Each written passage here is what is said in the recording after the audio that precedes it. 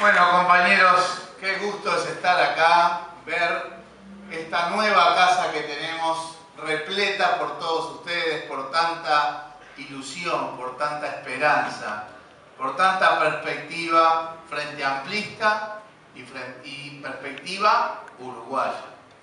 Porque para nosotros primero está el país, después el Frente Amplio, como siempre nos enseñó Serena.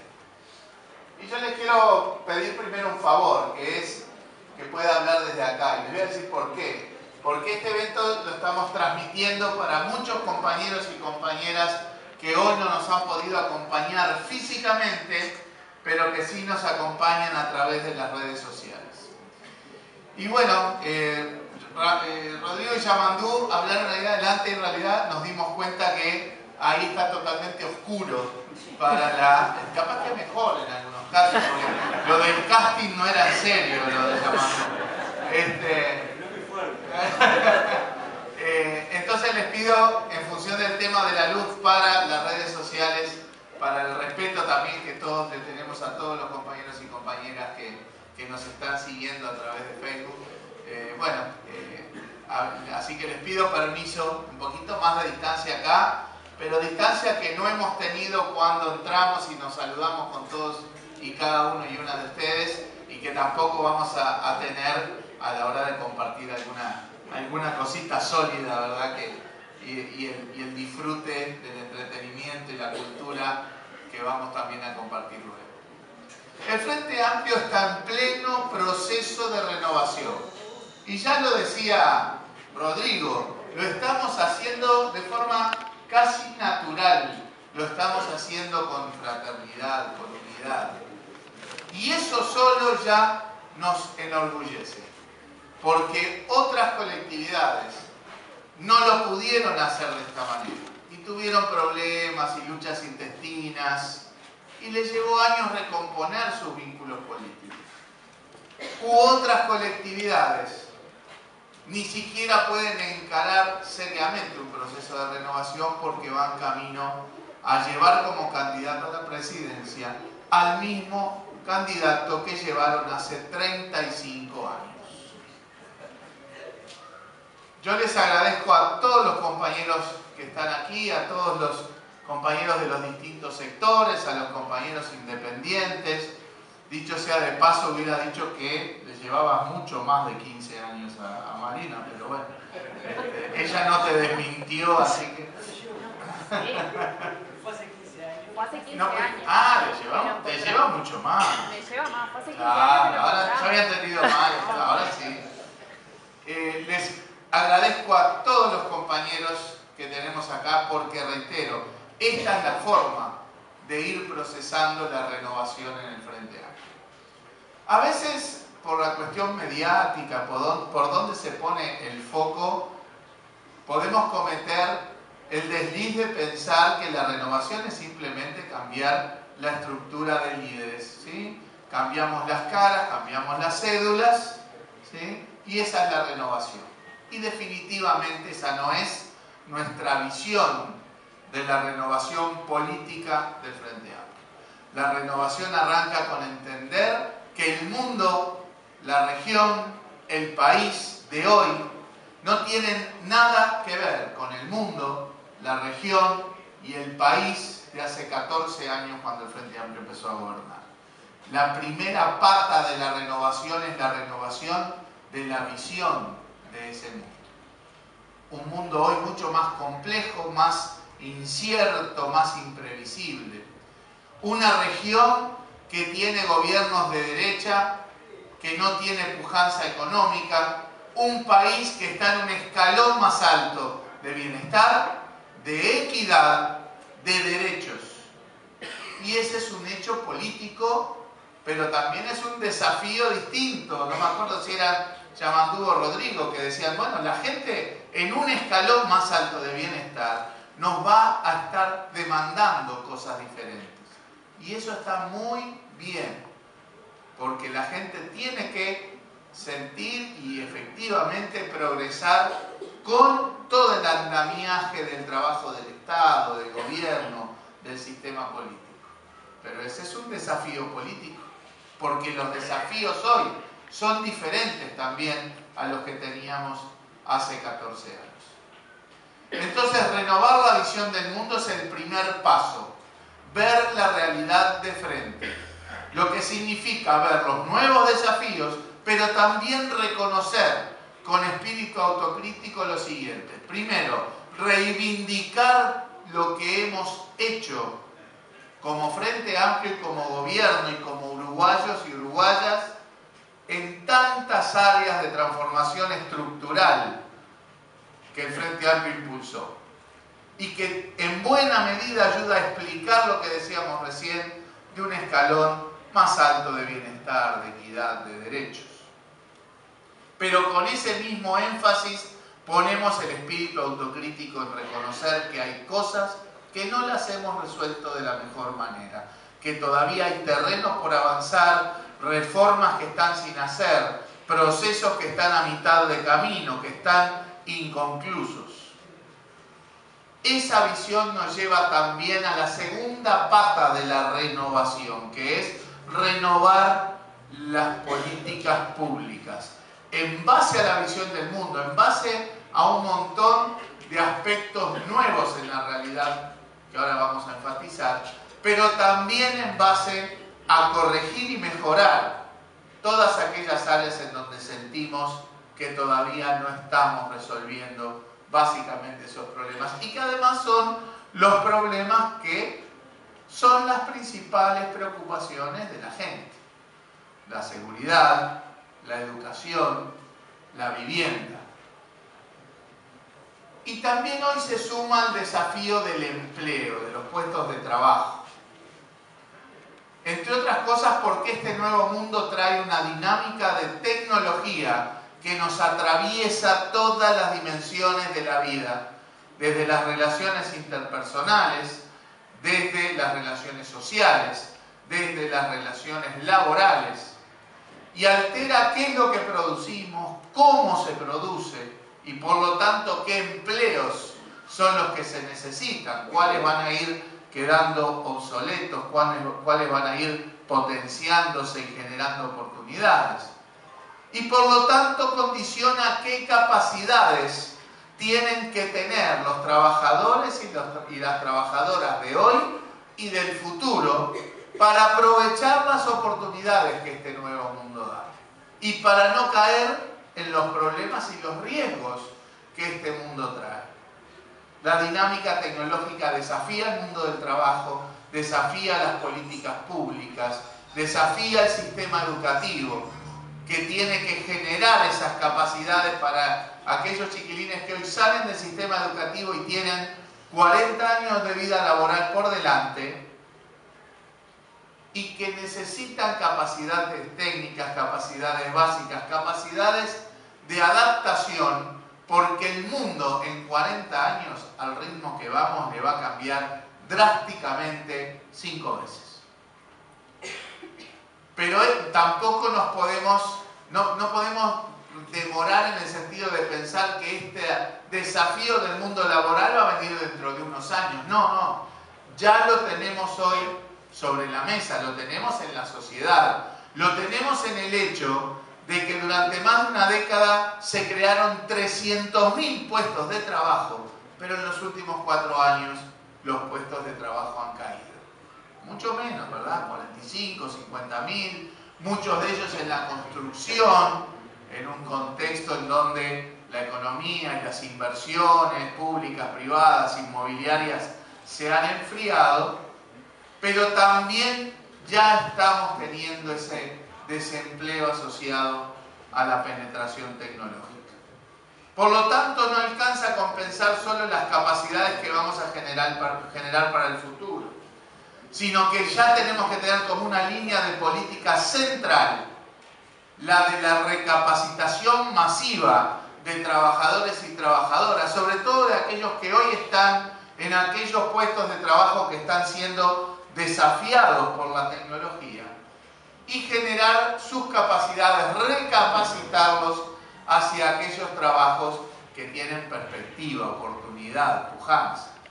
Obviamente muchos de ellos tienen carácter tecnológico, ¿sí? De trabajo que son fundamentales para el futuro, que son los que yo les llamo las de carácter humano, las de los cuidados, las de aquellas áreas en donde los robots y los autómatas no van a poder sustituir fácilmente. Y eso hay que profesionalizarlo, hay que recapacitar en un mundo que también es imprescindible. Entonces, a las cosas pendientes, en donde se han hecho muchas cosas, ojo, cuando uno enfatiza lo autocrítico en áreas donde todavía no vemos resultados satisfactorios, no estamos diciendo que no se haya hecho nada, todo lo contrario. Estaríamos mucho peor en seguridad, en educación, si no hubiéramos avanzado todo lo que avanzamos. Con el Plan Ceibal, la Universidad Tecnológica, las tecnicaturas asociadas a la actividad agropecuaria, la descentralización geográfica. O en el caso de la seguridad, con la reforma brutal que se ha hecho en el Ministerio del Interior, con tecnología, capacitación policial, con infraestructura, con inteligencia. Hoy hay una mejor percepción ciudadana de la policía. Por algo lo que la gente está pidiendo es más presencia policial en las calles. Pero en ambos casos podemos decir que los resultados no son satisfactorios.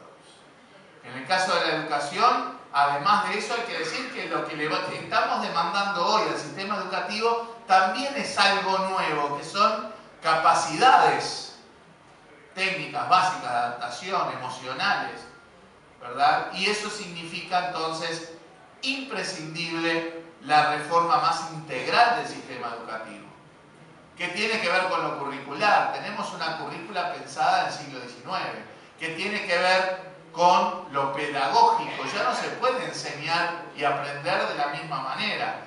A nosotros nos enseñaban trasladándonos información. Y poníamos en cajitas separadas, porque teníamos 13 materias en primero liceo, 14 en segundo, información. Y hoy la información la tenemos toda acá. El rol del docente ya no es trasladar información, tiene que ser guiarnos en la información. No es darnos respuestas, sino hacernos las preguntas correctas, pero además hacerlo de manera interdisciplinaria, cooperativa, en el marco de resolver problemas, en base a proyectos, con pensamiento computacional, en fin. Yo a veces siento que en los liceos uruguayos convive el siglo XIX con el siglo XXI. El siglo XIX es esa currícula arcaica, es esa pedagogía que, con honrosas excepciones, hoy todavía domina en el sistema educativo, ¿verdad? Con cuestiones organizacionales que tenemos que discutir, pero también esos mismos chiquilines que tienen que enfrentar esas cuestiones hoy están haciendo robots que, como decía Rodrigo, ganan premios de la NASA en Houston. Pero entonces uno dice, entonces lo que hay que hacer es enseñarles robótica. No, déjenme poner Caraguatá, Casaballe, El Tala. No estamos hablando de los barrios pitucos del país, ni las zonas, ni los barrios privados del país, ¿verdad?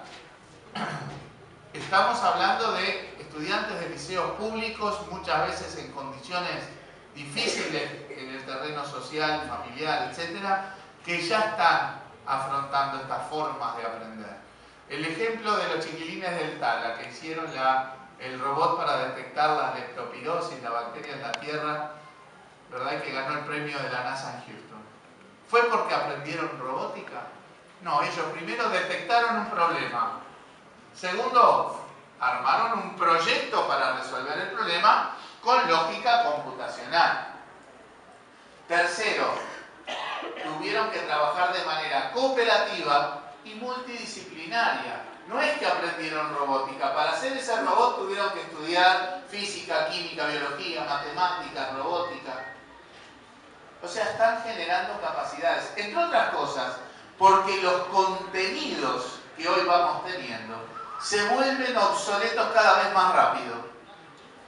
Seguramente ese robot que hicieron los chiquilines del Tala va a quedar obsoleto rápidamente por otro robot que hagan otros chiquilines y que sea más eficiente, etcétera, etcétera. Entonces, el tema de los contenidos son más bien la excusa para generar capacidades en los chiquilines y chiquilinas femeninas que van a ir al mundo laboral. En materia de seguridad lo mismo, reivindicamos estas cosas hechas, pero los resultados no son satisfactorios. El nuevo Código de Procedimiento Penal sí ha influido, generó ruido en su implementación. Es un código que trae cosas positivas, pero la implementación desnudó descoordinaciones entre la justicia, la fiscalía, la policía, que de a poco se van a ir resolviendo. Pero también tenemos nuevas modalidades delictivas, el aterrizaje del narco, del crimen organizado. La mitad de los homicidios, por lo menos en el Uruguay, hoy son ajustes de cuentas entre bandas narcotraficantes, modalidades delictivas que hace 8 o 10 años no veíamos en el país. Pero también hay que ser autocrítico en más cosas, ¿verdad? Nosotros hemos puesto también sobre la mesa la necesidad de reducir enormemente la cantidad de armas que hay en el Uruguay. La forma de combatir la delincuencia no es que todos nos armemos hasta los dientes y andemos a los tiros con los delincuentes. Esa no es una política de seguridad. La responsabilidad de la política de seguridad es del Estado.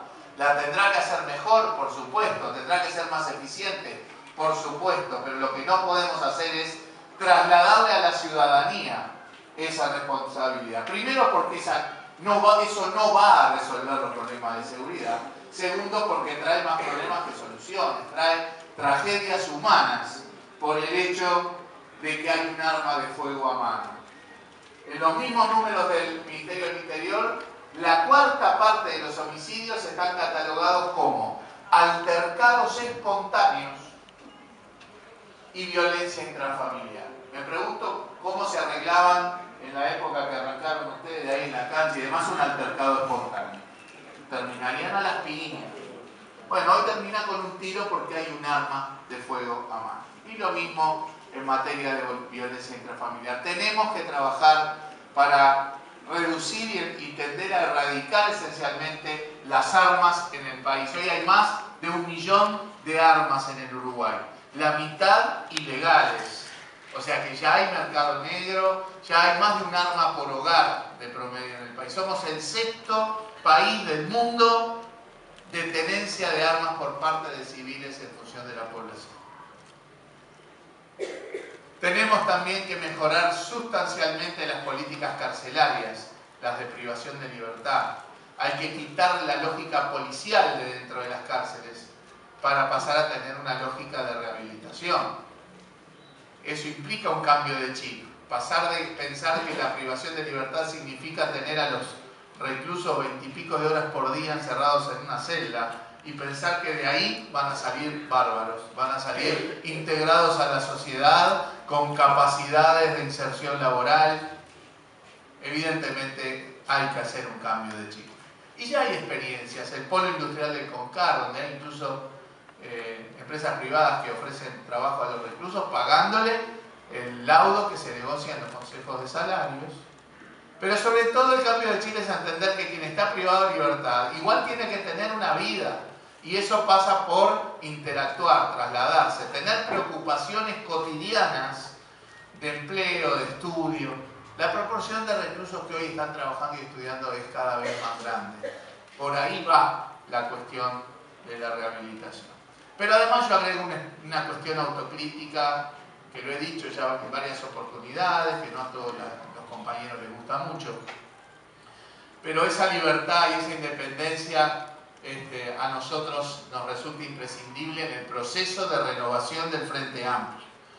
Y esa cuestión que en el corto plazo puede sentirse como una desventaja, la de no tener respaldos de sectores relevantes en cantidad del Frente Amplio, de no depender de alguna manera de heredar ningún espacio de poder, ¿sí? Bueno, es una ventaja sustancial en lo conceptual y en el futuro, que es que nosotros estamos construyendo espacios de liderazgo que no se los vamos a deber a nadie, pero que nos dan independencia del pueblo que representamos.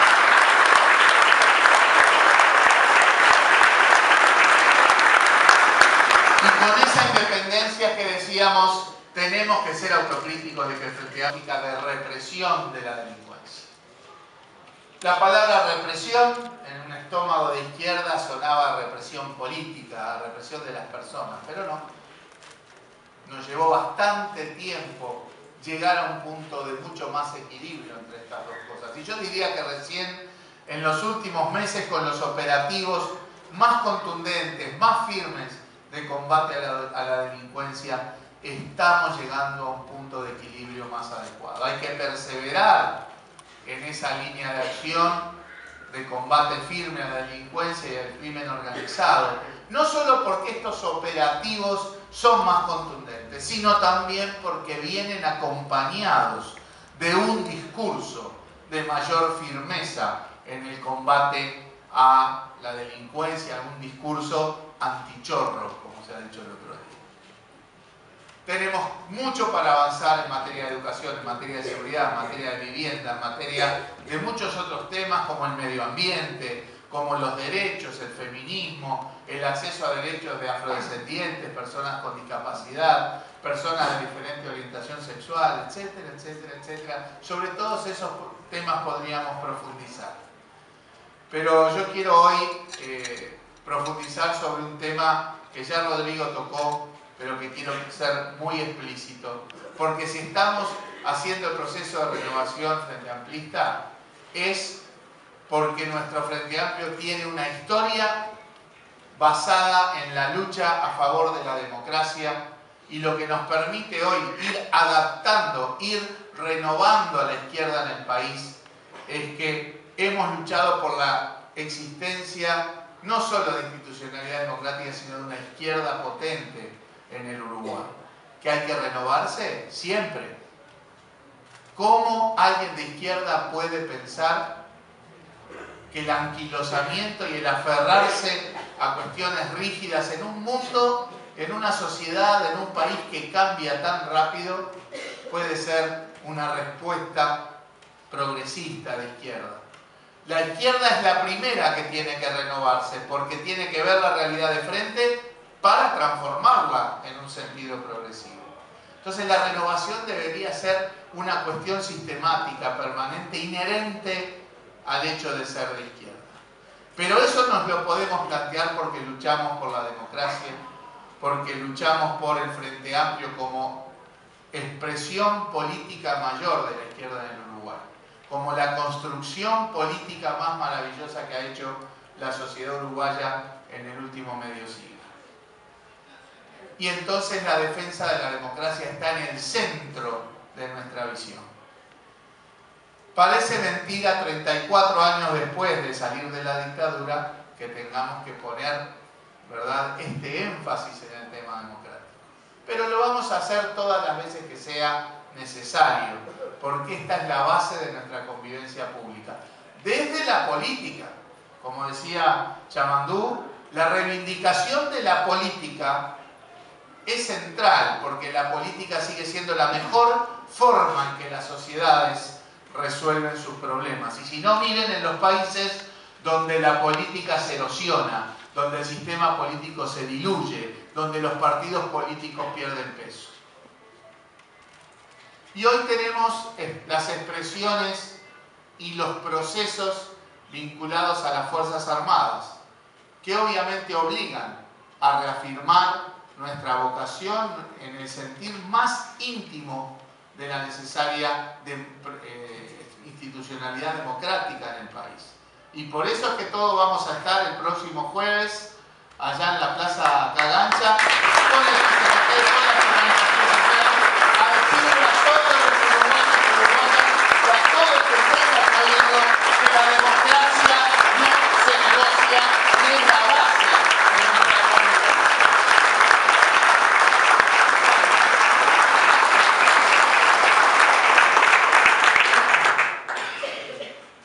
Ahora, tenemos que hablar del tema de las Fuerzas Armadas. Antes de todo este revuelo de estos días, que hay que tomar con seriedad, pero también con el optimismo de que nuestro pueblo no se deja engañar, ya veníamos diciendo también en clave autocrítica que nosotros sentíamos que el relacionamiento de los gobiernos del Frente Amplio con las Fuerzas Armadas no era el que más nos satisfacía. Esperábamos un relacionamiento diferente. Por temas de memoria y verdad, también, vuelvo a decir, se hicieron cosas. Se entró en los cuarteles, se excavó, se encontraron restos de personas desaparecidas, se creó institucionalidad de derechos humanos, se procesó a los principales personeros de la dictadura y de la tortura en el país. Claro que sí. Pero los resultados en materia de memoria y verdad tienen gusto a poco. Aspirábamos a más. Cuando a las Fuerzas Armadas se les pide la información, la Fuerza Aérea dio algo. Las otras fuerzas no solo no dieron, sino que a veces mintieron. Y bueno, yo creo que la reacción política, uno esperaba una reacción más potente. Pero también lo vemos en lo que fue el proceso de la caja militar, ¿verdad? En que en 13 años no habíamos encarado el problema de la reforma de la caja militar, aun cuando ya sí se habían hecho reformas en la caja policial o en la caja bancaria. Y que además, permítanme decirlo también con independencia, la reforma que se aprobó, para mi gusto, tiene muy poco de reforma. Quedó todo muy lavado por la negociación interna del Frente Amplio, por una mayoría parlamentaria a veces malentendida. Pero sobre todo en 14 años no hemos logrado aprobar una ley orgánica militar que sustituya la ley orgánica militar de la dictadura del año 74.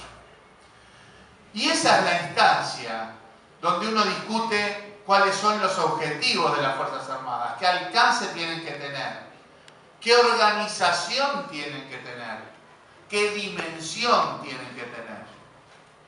No voy a entrar en profundidad en cada uno de estos temas, pero les puedo asegurar que hay mucho para reformar, en especificar bien los roles de las Fuerzas Armadas, que los tienen, ¿verdad? Seguridad en el mar, seguridad en el aire, seguridad en las fronteras, en la participación cuando hay desastres naturales, inundaciones, o en la participación de las misiones de paz en el exterior.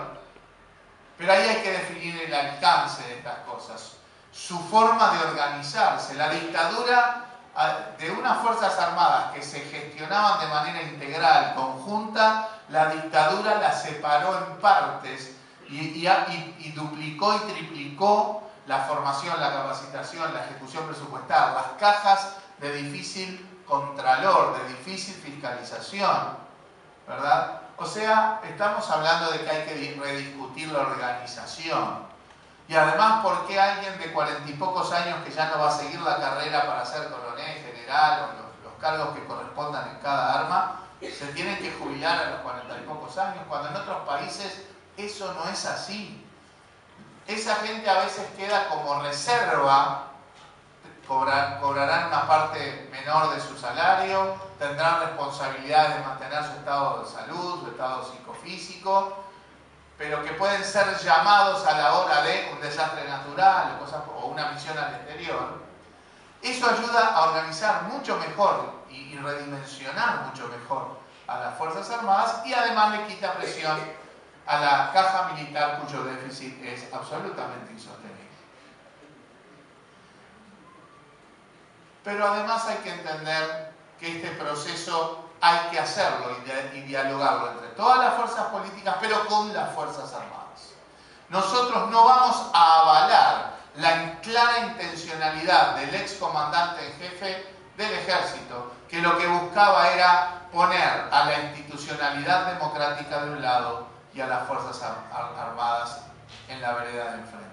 Porque las Fuerzas Armadas son integrantes de la institucionalidad democrática, se tienen que insertar, como dice la Constitución, al mando del llamado mando superior de las Fuerzas Armadas, que es el Poder Ejecutivo, el presidente con el ministro de Defensa. Y no en la perspectiva del excomandante en jefe, que nos insultó a todos cuando denostó una por una a todos los poderes públicos del Estado. Denostó a la justicia, al Ejecutivo. A la justicia la llamó corrupta, que fraguaba pruebas por razones ideológicas. A todo el sistema político y el gobierno le llamó burócratas incapaces, guiados por ideología contraria a la lógica militar. denostó a organizaciones sociales que dura, que en donde se decía todos los políticos son corruptos y el ejército es la salvaguarda moral del Uruguay. Ya sabemos cómo terminó.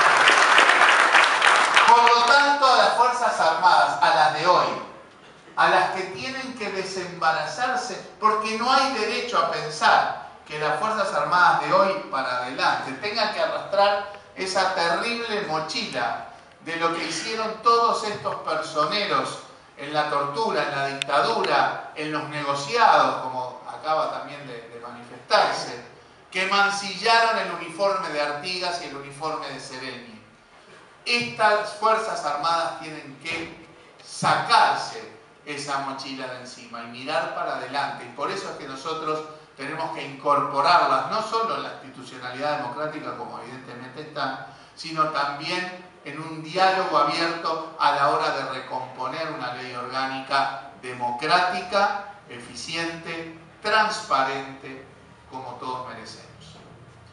Y también en lo político quiero poner este énfasis, porque hoy escuchábamos al expresidente Julio María Sanguinetti diciendo que el Frente Amplio, que ocultaba todo, no tenía derecho, que era inaceptable que el Frente Amplio criticara la salida democrática, y él decía, atento, que era una salida democrática que habían hecho con el Frente Amplio del general Sereni y no con este Frente Amplio. ¡Qué tupé! Primero, porque este Frente Amplio también es el Frente Amplio del general Sereni.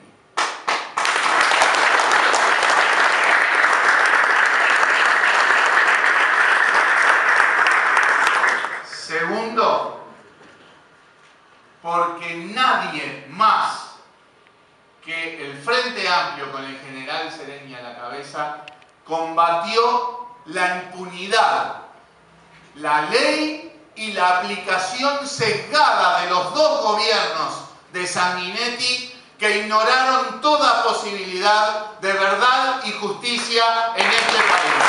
Señor Sanguinetti, ¿qué usted de decir que se disparate?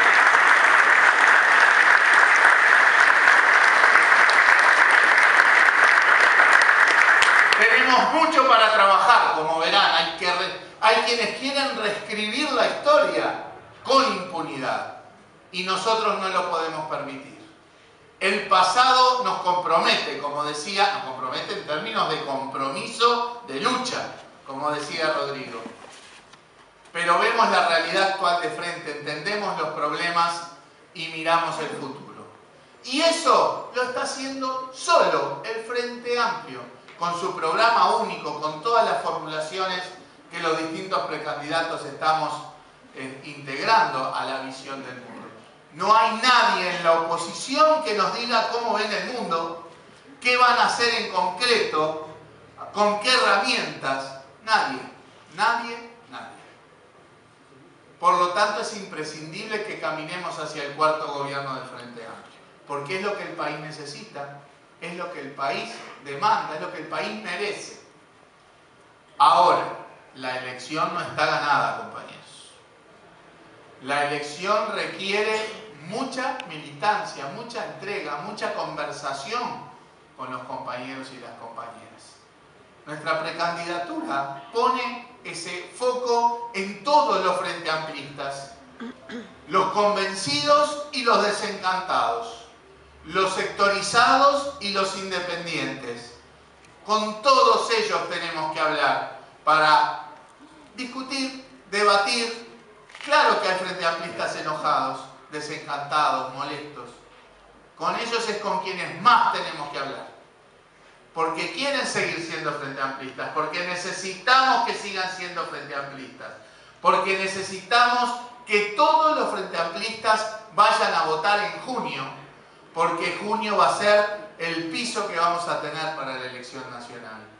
Y ese desencanto, ese enojo de los frente amplistas tiene muchas razones. Tiene muchas fuentes.